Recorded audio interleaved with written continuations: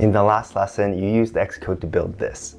Now in this Xcode tutorial, I want to take a little more time and show you around so that you can understand what you did and begin to master this tool.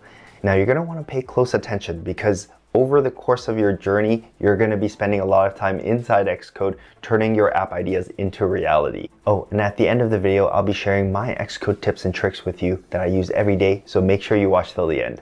Okay, quick note before we begin. Back in lesson 1, I showed you how to download and install Xcode, so if you haven't done that yet, go ahead and do that first. Once you have Xcode launched, let's get into it. All right, let's create our new project. Click Create a New Xcode Project right here, or go to File, New, and Project. Now, there are several options here. Actually, they're templates, and you can create apps for different platforms: Mac OS, watchOS, tvOS, for cars, even multi-platform if you want to launch your app on multiple platforms. However, we are going to choose iOS app. And actually, look, there's game, AR apps, there's iMessage, sticker packs, ton of stuff. We're going to stick with the basics for now. This is a good starting place. Let's click next. And here, let me explain some of these options for you so they don't look so cryptic. First of all, product name is easy, right? We're just going to put whatever we want to name this app. Now, team is something that I want to explain. Remember back in lesson 1 when we talked about the process to launch your app into the store? Well, the code from Xcode that gets turned into a code package, and then you have to code sign it, as in put your digital signature on it so that people can't impersonate you. And then that's the thing that gets put into the App Store. Well, this here is how you're going to code sign it. And to get a team on the drop down here, you actually have to sign up for the Apple Developer Program, which is that yearly paid program to allow you to submit apps. It will give you access to a portal where you can upload your digital signature, and that's how you're going to be able to create a team in here. But for the purpose of these demos, we can leave it as none. Now, what's more important though is this bundle identifier, because this is the unique ID for your app, and this has to be unique for all apps on the App Store. It's a combination of your product name, as you can see, as well as your organization identifier. And here you can put anything. Typically, people do your company name or your personal name, and together that is your bundle identifier. Now, the next two pieces, interface and language, I want to draw your attention back to that diagram in lesson 1 where we said Swift UI is how you're going to build your user interfaces. Swift is the coding language you're going to use to express your logic, and together you're going to use those two tools to build your app. And that's essentially what these two things are. There are some options, however, in particular for interface. If you pull this down, you can select Storyboard or Swift UI. Swift UI is definitely a lot easier to learn, and it is the UI framework moving forward, because Swift UI is sort of the replacement for storyboards.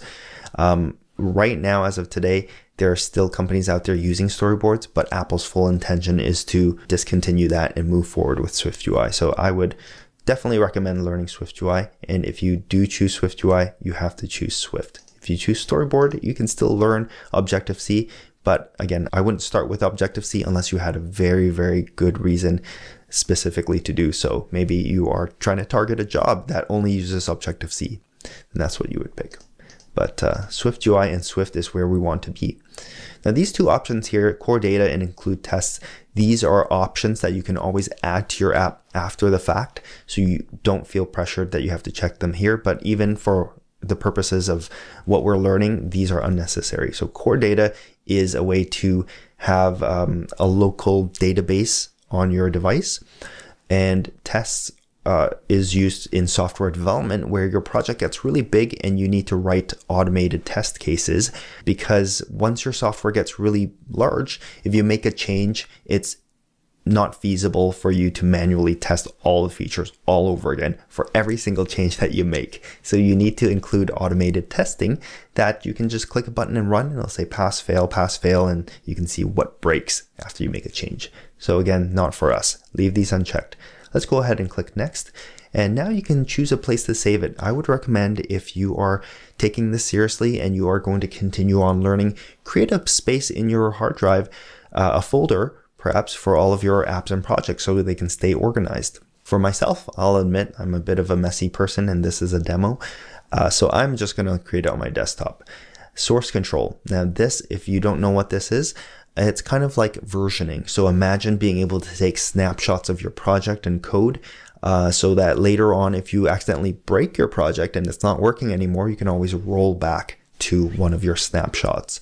This is kind of like Time Machine on the Mac if you've ever used that. So definitely a very good practice in software development. In fact, kind of mandatory if you're working professionally. For us right now, we are going to leave this unchecked because I will introduce this to you later on. Okay, let's go ahead and create it, and let's check out our brand new project. So here's our brand new project. Before we dive into each of these files and tell you what they're for, let us talk about the major big areas of Xcode so you can get acquainted. So there are 5 main areas of Xcode. Firstly, on the left-hand side here, you have your navigator area. In the middle, the biggest area, you have your editor area. On the right-hand side, this is known as the inspectors or utility area. Across the top, at the top here, you have your toolbar area. And at the bottom, tucked away, is this debug area, which you really only need when you start working with code. So we're going to hide that again. So those are the 5 major areas of Xcode. Let's dive into each one, and I'll show you in the context of your project what these areas are for. Let's start with the File Navigator. So here you have your Xcode project and all of the files in your project. So you can see these are collapsible folders. These are the files. These are the asset libraries that you learned about in lesson 1. But notice across the top here, there are tabs to the navigators. This first tab is the File Navigator or Project Navigator, but there are different types of navigator. So you will encounter these when we get farther along. Right now, there's not too much to see. I would leave it on this first tab under File Navigator, Project Navigator, so you can take a look at all of your files. Next, let's move on to the editor area, the biggest area. This is where you're going to be spending most of your time editing your files. Notice that this area changes depending on what you're looking at. This file is a pure code file, so it's all code. This one is a view, so you're going to get half code, you're going to get the preview. And asset library, again, it changes. So the editor area is very versatile. It changes depending on what file you want to edit. Now, inside the editor area, there's also a lot of cool little tucked away things to make editing easier, such as across the top here, you can have tabs. There's a breadcrumb. You can even jump within the file, and you can open up, you can split up this editor area into multiple panes, window panes as well, which I'll show you closer to the end of this lesson. For now, let's move on to the rightmost side. This is the inspector area. Sometimes people call it the utility area, which will work as well. However, what this is for is it allows you to configure whatever you are working on or looking at inside the editor area. So for example, if we, you've seen this. If I put my cursor on one of the view elements here, I would be able to configure it, right? If I put my cursor on this thing called view, there's nothing I can configure with this keyword view. However, if I click across the tabs here, there is a quick help tab. Now this is useful because it tells me what this view keyword means and what it does. Here, this tab is the identity tab. It tells me where this file exists, and where this content view exists on my hard drive, right? And what app membership does it belong to and things like that. So that's what the inspector area is good for. Now, I don't know if you've noticed, but there is a cascading effect going on, right? If I select this, it changes this. If I select something in the editor area, it changes what happens in the inspectors area. So think left to right waterfall. Next up, let's look at the top toolbar. Now, first of all, this leftmost button hides your navigators. If you need more space on your laptop, maybe your screen is kind of small, you can make more space. On the right-hand side, there's a similar button to hide the inspectors area. So now you get a full editor area for editing. There is this run button to run your app inside a simulator like we did in lesson 1. And here you can click on the simulator to select a different one. You can test your app on all sorts of different simulators. Also, if you plug in your device into your computer, you are going to see that device here, and you can choose it and you can actually launch your app on that device. So that's something we're going to do in this video series. So don't worry about that. We'll get to that. There, when you first plug in your phone, you're going to get a pop-up on your phone saying, do you trust this computer? And you're going to have to say trust before you can actually see it on this menu, just in case you're doing it right now. Here, it tells you what's happening behind the scenes. Sometimes, if you're thinking Xcode is slow, it might be because it's doing something behind the scenes. And this is the status bar that tells you what's going on. Now, this Xcode Cloud is something that you don't have to worry about yet, but it's a way for you to be able to run your projects and test, run those test cases that I told you about when we created the project. It's a way to run those test cases on the cloud, on Apple's servers. The reason is because sometimes these take quite a while to run, and also you might want to run those tests on multiple different devices. And so you can deploy those things to the cloud and run them there. This icon we've used before, it's the library, right? So if we go back to the content view and you click this plus icon, there's our library. That's so useful.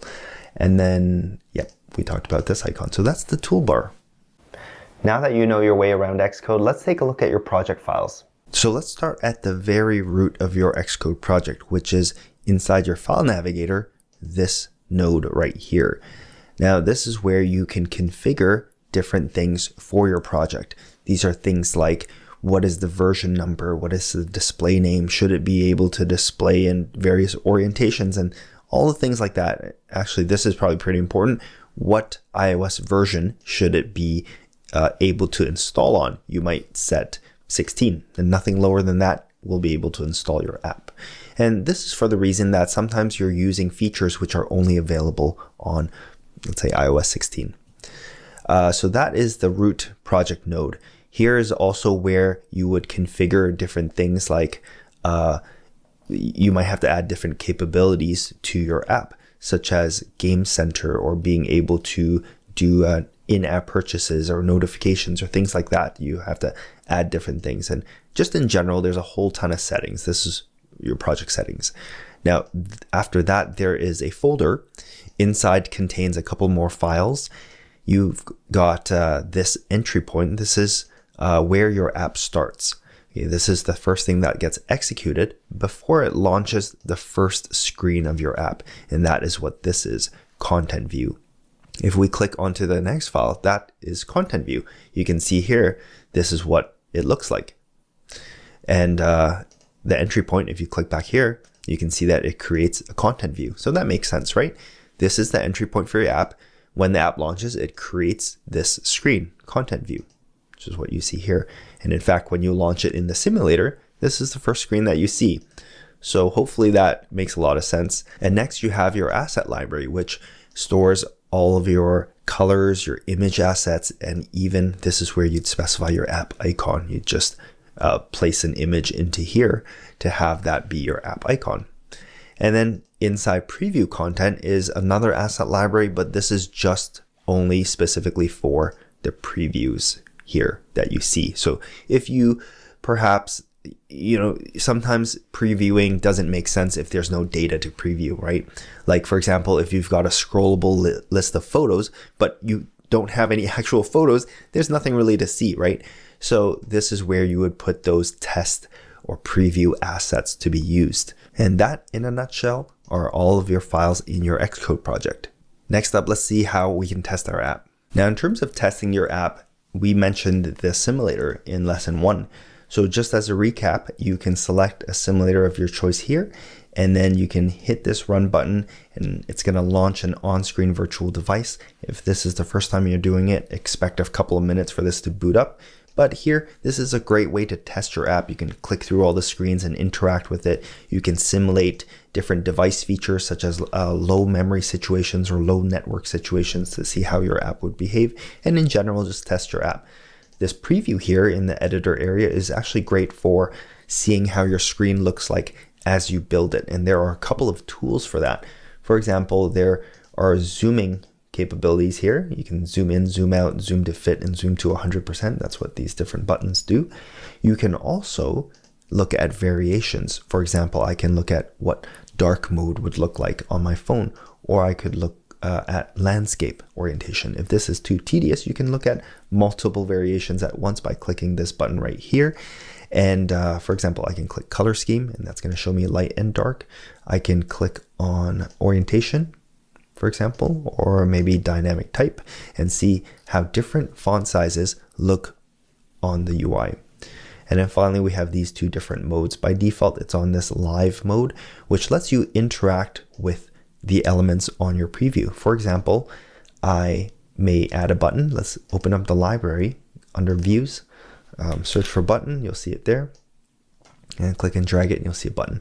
You can see by default I'm on live mode down here, and I can interact with this. There is another mode called selectable mode or select mode, and it allows you just simply to select your elements. Perhaps you want to see the corresponding code for that element, so that's a great way to learn. Another functionality is selecting an element so that you can configure it in the inspector area. That's pretty helpful as well. And now I want to leave you with some Xcode tips that I use every single day inside Xcode. These are so useful, and it may not be apparent right now, but as we start building the app in this video series, you're going to see us using these. So the first one, probably the most basic one, is this one here. These go back and go forward arrows. These work just like your web browser arrows. And sometimes, let's say you're moving from this file to another file here and there, these buttons just let you jump back to the place you were in. So when you're working with code, sometimes the code file gets really long, and this breadcrumb right here allows you to jump between different sections in your file, which is really handy. Here you can actually jump to different files as well, clicking this breadcrumb right here. On the upper right hand corner here, there are a few useful things as well. So this middle icon allows you to customize how the editor looks. So if you choose show editor only, you don't need to preview, perhaps. You can click that, right? You can also, there's this mini map, which is quite useful as well, which lets you scrub your file. So if your file was very, very long, this would be an easy way to just sort of navigate, and you can see at a glance what your file is looking like. If you want to, let's say, look at two files side by side, you could do that by clicking this upper right hand corner button and opening two editors side by side. And obviously the more screen real estate that you have, the more useful this becomes. As for now, it is probably not very useful for me with the size of this Xcode window and with the size of the font that I have right here. But nonetheless, you know that this is available to you. And there are different tabs right here, as you can see here. Now, as you code more, you'll undoubtedly run into a situation where you're wondering, what else can the VStack do? Or can the VStack do this or that? So I'm happy to say that documentation is embedded right into Xcode. Now, you can just Google VStack and find it, or there are a couple of fast ways to do that within Xcode. So one way is go into Windows, Developer Documentation, and you can just search up VStack in here. I've already found it, but yeah, you can do that. You can look at what it can do, how to use it, and things like that. An easier way, even faster, is just putting your cursor over it and using the inspector panel and going over to this quick help section. And then you can even click on the link here to open it to that page. Even faster, if you want to hold down the Option or Alt key on your keyboard, hover over VStack, and you can get a pop-up dialog for that. Again, there's a link to open the developer documentation. Really handy stuff. All right, so now you know all about the File Navigator, the editor area, the inspector area, the toolbar, and the debug area. And you know how to start your own Xcode project and what each of the files in your project is for. In the next lesson, we're gonna get hands-on again, and you're gonna learn even more skills for building user interfaces, aka the screens of our app. Click on over here to go to the next lesson, and I'll see you there.